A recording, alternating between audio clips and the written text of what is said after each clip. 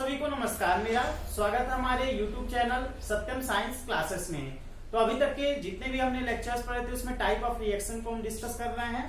तो type of reaction में हम लोग स्टार्ट करते हैं आज रेडॉक्स रिएक्शन।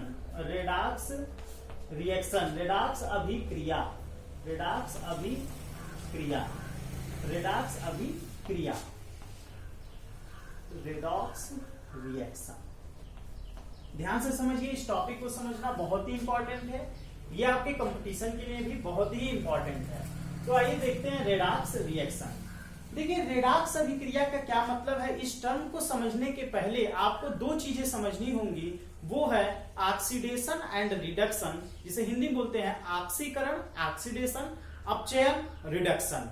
ओके, इतनी चीजें क्लियर हुई। तो देखिए, क्योंकि रेडॉक्स अभिक्रिया का मतलब सिंपली डिफिनीशन ये बोलेंगे कि ऐसी रासायनिक अभिक्रिया जिसमें ऑक्सीकरण और अपचयन दोनों साथ साथ होती हैं, तो फिर ऐसी अभिक्रिया को हम बोलते हैं रेडॉक्स रिएक्शन।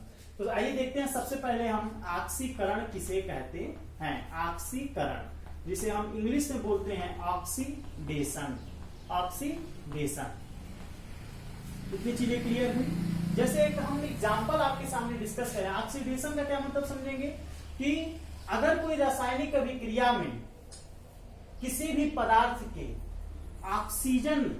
ऑक्सीजन की वृद्धि हो रही है, उस पदार्थ में ऑक्सीजन में वृद्धि होती है, ऑक्सीजन में वृद्धि होती है, तो हम इसे बोलते हैं कि इस पदार्थ का क्या हुआ, ऑक्सीकरण। जैसे मान लीजिए कॉपर है, ये ऑक्सीजन के साथ कॉपर का दहन कराया जाए, तापन थोड़ा सा हीट दे करके, तो ये आपका बनेगा CuO, CuO, Cu plus O2 CuO। आप इसे बैलेंस कर लीजिए 2Cu2। ओके, तो आप देखिए यहाँ पे कॉपर क्या है, एक पदार्थ है, ठीक।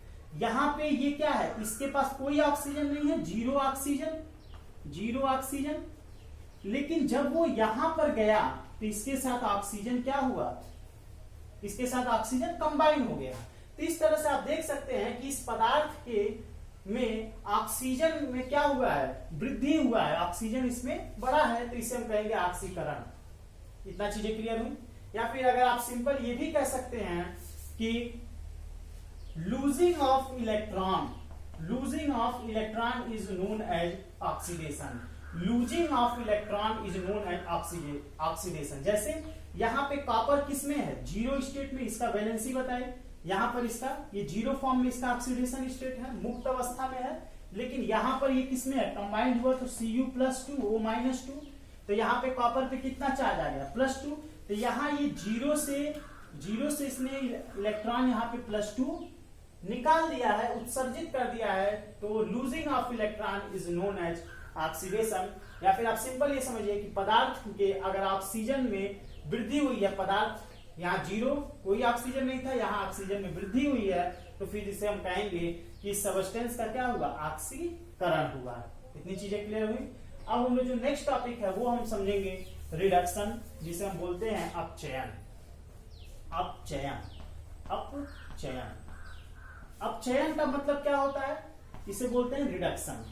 तो जैसे पदार्थ के अगर ऑक्सीजन में वृद्धि हुई है तो फिर हम उसे बोलते हैं ऑक्सीकरण। तो ठीक उसी का उल्टा, अगर ये ऑक्सीजन में कमी हुई है, ह्रास आया है, लूज हुआ है, लॉस हुआ है, तो इसे हम बोलेंगे अपचयन। इतना चीजें क्लियर है। जैसे मान लीजिए जिंक ऑक्साइड है प्लस कार्बन, ये get converted into zinc plus carbon mono oxide. तो यहाँ पे आप देख सकते हैं जिंक के पास एक ऑक्सीजन एटम था, लेकिन यहाँ पर अब जिंक के पास कोई ऑक्सीजन एटम नहीं है, यानी ऑक्सीजन की संख्या क्या हुई है, कम हुई है। तो फिर हम कहेंगे कि इस सबस्टेंस का क्या हुआ है, रिडक्शन। इस सबस्टेंस का क्या हुआ है, रिडक्शन। या फिर इलेक्ट्रॉन के इलेक्ट्रॉनिक कॉन्सेप्ट क्या कहता है, gaining of electron is known as reduction. जैसे यहाँ पर इसको अगर हम तोड़े तो बनेगा Zn+2 ऑक्सीजन पे -2, और यहाँ पे ये Zn जीरो ऑक्सीडेशन स्टेट में है। तो यहाँ देखिए +2 से ये जीरो में जा रहा है, यानी इसमें आपका गेनिंग इलेक्ट्रॉन इसमें बढ़ा है। तो इस तरह से कह सकते हैं गेनिंग ऑफ इलेक्ट्रॉन को कहेंगे इसका रिडक्शन हुआ है। तो gaining of electron is known as reduction and losing of electron is known as oxidation. अब हम लोग इस चरण में आ चुके हैं, अब हम लोग रेडॉक्स रिएक्शन को अच्छे से समझ सकते हैं। तो आइए देखिए, मैंने आपको बोला कि ऐसी रासायनिक अभिक्रिया जिसमें ऑक्सीकरण और अपचयन दोनों साथ साथ होती हैं, तो फिर उसे हम बोलते हैं रेडॉक्स रिएक्शन। जैसे मान लीजिए कॉपर और जैसे ये एग्जांपल लीजिए, जिंक ऑक्साइड और प्लस यहाँ पे carbon, get converted into zinc plus carbon monoxide. तो आप देखिए यहाँ पे कि जिंक ऑक्साइड और यहाँ पे है जिंक, तो यहाँ पे ऑक्सीजन में क्या हुई है, कमी हुई है। तो कमी का आप क्या मतलब समझेंगे, इसका अपचयन हुआ है, अपचयन। कितना क्लियर हुआ। और यहाँ देखिए, ये कार्बन के पास कोई ऑक्सीजन नहीं था, लेकिन यहाँ पर इसके पास एक ऑक्सीजन आ गया है, तो आप इसका क्या मतलब समझेंगे, इसका क्या हुआ है, ऑक्सीकरण। ऑक्सीकरण मतलब सिंपल सा कि ऑक्सीकरण मतलब पदार्थ के ऑक्सीजन में वृद्धि हो जाए, और अपचयन का मतलब पदार्थ के ऑक्सीजन में क्या हो जाए, कमी हो जाए।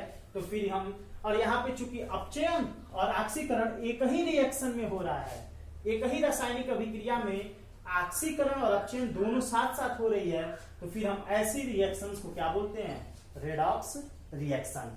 एक और एग्जांपल, लास्ट एग्जांपल रहेगा आपका, इसका नाम है कॉपर CuO प्लस H2। इसका अगर हम तापन करें तो यहाँ पे आप देखिए कॉपर और plus H2O, copper plus H2O।